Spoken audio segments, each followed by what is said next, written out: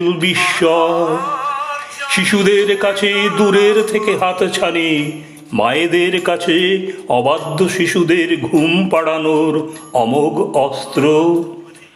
আবার অসহায় শিশুদের কাছে এক সান্ত্বনার জায়গা, কল্পনায় পাড়ি দেবার জায়গা। অনাদিকাল থেকে তোমরা ঝিকিমিকি তারারা তোমাদের চঞ্চল আলোর প্রভা বিচ্ছুরিত করে মর্তের মানুষকে মোহভীষ্ট করে রেখেছ। তোমরা হচ্ছ সার্থক গল্প ও কবিতা রচনার আধার।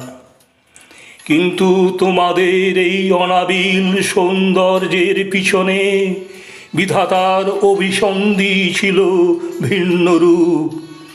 সামান্য মেঘ গর্জনের শব্দে মা হরিণ তার শিশু হরিণকে ফেলে